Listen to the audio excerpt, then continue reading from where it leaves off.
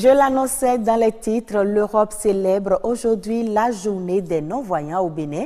Si la société considère ces personnes handicapées comme des personnes vulnérables, il y en a qui prouvent le contraire et mènent des activités génératrices de revenus. Notre équipe s'est intéressée à la vie d'un couple non-voyant à Akpakpa.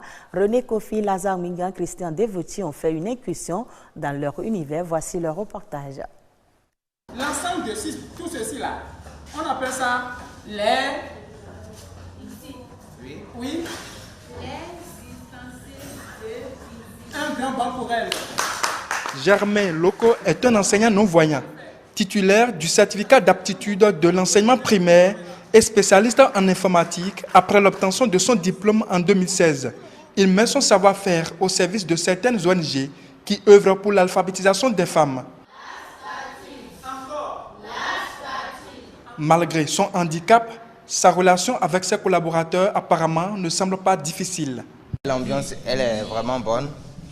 On arrive bien à dialoguer. Ce qui m'attire le plus chez lui, je dirais que c'est sa formation dans le métier. C'est-à-dire qu'il n'a pas tenu compte de son handicap, soit disant voilà, je ne vois pas pourquoi aller me faire former dans l'enseignement.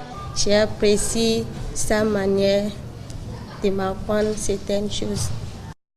Loco Germain vit à Akpakpa depuis une dizaine d'années avec sa compagne. Aussi handicapés visuels, ils ont ensemble 5 enfants. Nous avons fait le même centre. C'est là que j'ai connu madame. Et en 2008, on a eu notre première fille. Bon, c'est vrai, l'entourage n'avait pas accueilli favorablement la chose parce qu'il se disait que comment allions-nous nous en sortir du fait que nous ayons le même type de handicap. Comme dans toutes les familles, le besoin de survie se pose. Comment arrivent-ils à s'en sortir malgré leur handicap? C'est vraiment difficile. Il faut dire que j'arrive à installer l'application qui rend les Android parlants. Et donc, s'il y a un frère handicapé visuel qui veut l'utiliser, il achète, on me contacte et je leur fais l'installation. Donc, je gagne un peu ses sous. Je ne peux pas dire que c'est difficile parce que tout vient du cœur.